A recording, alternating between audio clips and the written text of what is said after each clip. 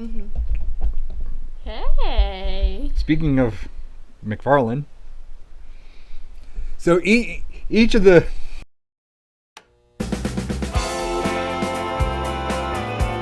welcome to another episode of Live-ish. Notice I didn't welcome them back. I just said welcome. Closed my curtains. Yep. Not too terribly long ago, we were doing the Stranger Things stuff. That's why I had you bring Hopper back, because we briefly covered in there about Todd McFarlane, and there was some things that I said wrong. Of course, the little came and the correction appeared at the bottom of the screen. But I want to set some things right. And I actually kind of want to look deeper into McFarlane Toys. What do you think of that? Mm-hmm. I had misquoted and said that he had started with the sports toys, which dumb me should have been like, hey, of course he was one of the people that started Image, so of course with the Image comic book line he produced the toys. So he produced the toys that went with them. So of course all the Image comics had. Mm-hmm. Hey. Speaking of McFarlane, Jump Cut, Cat's just here. So each of the toys, of course, each of the comic books had their own toys. So Spawn had his own toys and everything else. And that was in 95. The sports line didn't come out until like about 2001, which I seem to recall earlier than 2001. But yeah, I guess, what 6-year difference? I used to have some of the 95 editions. The 95 was almost in a clamshell. And it was Medieval Spawn, both the Clown Violator and the Demon Violator. And then there was Angela, which they had problems with because of rights. They didn't know who owned Angela. Marvel now owns Angela, but it was between McFarlane and I can't remember the other guy. Correction right here. So I couldn't find the Medieval Spawn, but what I did find was this exoskeleton Spawn, and he comes with all sorts of pieces that attach to him, and like these pieces come off of his legs.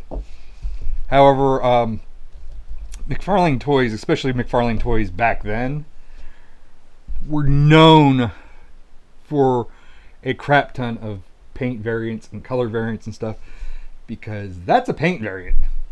White is not the normal one, and with this on there, I'll pop this off. But the Spawn in here, he doesn't have his mask on, so you get to see his ugly little mug in there. The regular exoskeleton one, or the other one, has the red and black uniform, and he's actually wearing his mask, versus this one having his face out. It was roughly a collector roughly around your age, but I seem to have a tendency to go after like the variants more so than anything else. Let's see here. Give me a second, because we're gonna need this. Because I went on a quest after editing that video, and we were talking about McFarlane Toys, and I'm like, let's bring out the McFarlane collection. It's only been in my room since the 90s. Let's kind of take care of, let's show some of the stuff. And it wasn't properly stored. They are not neatly in boxes. They're in like cloth boxes and stuff. So a lot of the cards were bent. Insane me back then was like, these are going to be collector's items in the future. And the problem is they're only ever going to be collector's items if they're mint on card. And these are no longer mint on card. Much like the Pez episode, you're going to take some precautions. I forgot to show this guy too.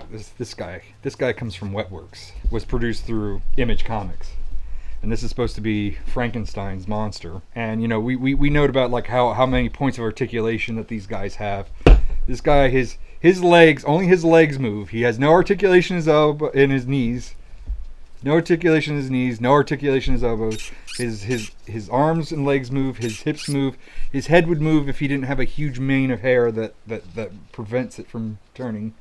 But he's clean. I washed him, so I did my due diligence. But like stuff like this was in storage in a shelf, and it still, unfortunately, got very, very dusty. They have actually a lot of the images. Exoskeleton Spawn is actually right here with the regular stuff. The Max is back here somewhere. I actually have the Max in the house. Max was one of my favorite comic book lines. But yeah, there's a She-Spawn, missing its label. There was supposed to be a label here. She's got some pieces of armor. She's got appears to be 2 clubs, a knife. Of course, you know the thing that all She-Spawns need: skull boobies, and she has realistic hair. So, here's a paint variant of Shadowhawk. Now, I've had the Shadowhawk comics. I never really got into them as much as Spawn. And of course, this comes out as the Spawn line, but I don't think Shadowhawk. Well, some of the Image comics, I think they were trying to build a universe, so they kind of, you know, tied into each other.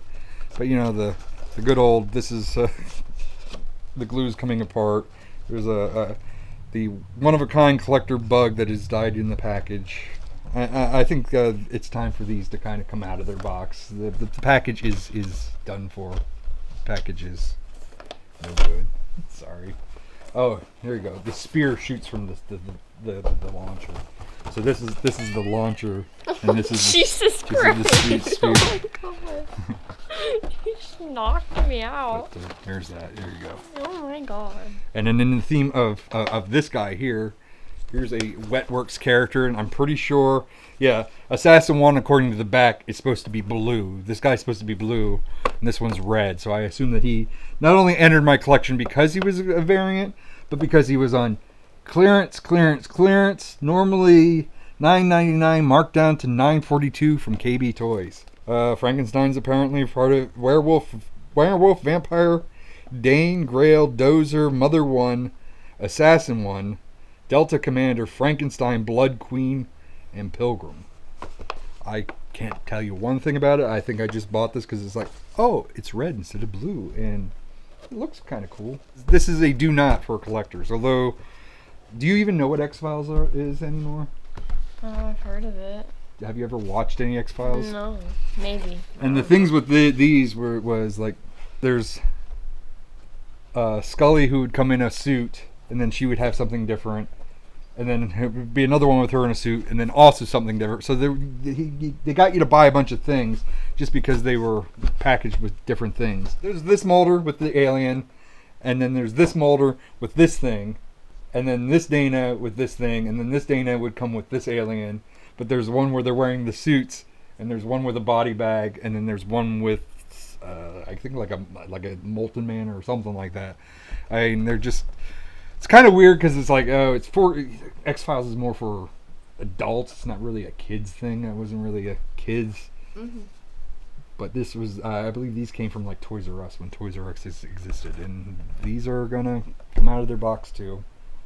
I mean, honestly, I've seen them in the box. They sell for like $2 to $5.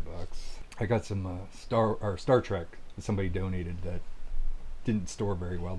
They stored them in a cardboard box, and yeah, so they're like, here, you can open these, take these out of the box, because, you know, I mean, the figures are still good. It's just the crap that they're in. But you know, we found out that McFarlane, you know, he did these, he did the sports toys, you know, he went into Stranger Things. Matter of fact, here's a whole list of things that he has made.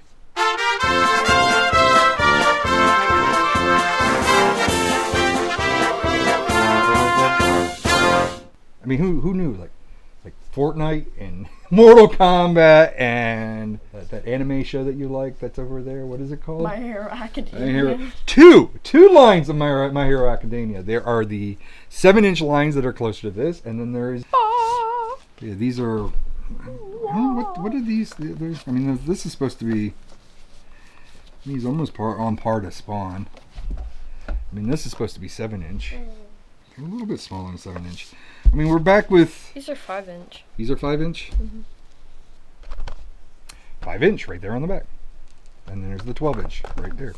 5-inch, 12-inch. We kind of went backwards, though, because it looks like just the legs and the shoulders are the only things that have articulation now. So we're kind of back with how these things are not super articulated. Waists might move. It kind of looks like they might, but they also might not. I mean, I guess that's the price point. I mean, you're paying for these, you're paying half than what you are paying for the 7-inch, and the 7-inch are super detailed. I mean, we're getting into the levels of DC and Stranger whatnots. And I guess last but not least, you know, we talked about Superman, and we talked about how Superman has started a new problem in our lives. You know, I said I would not. I normally go for Bizarro Superman. You know, I mean, you get Azrael, you get the Tin Man. McFarlane design. So this is designed by Todd McFarlane. This is what he would think that Batman would look like, even though I think he worked on Batman. I know he did a Batman Spawn crossover. So I guess this is what he would think that Batman would look like, with a bunch of pointy knives, pointing sharpie sharps, and you know, and then we get then there's like this thing, another Batman. God damn it, McFarlane! I hate you. No, I don't hate you, McFarlane. And then we got like the Joker, and then there's like, you know, Deathstroke. And then another Joker, and Robin.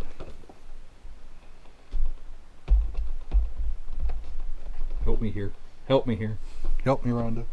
We still have this big thing too, and then there's this thing, and there's like this thing here.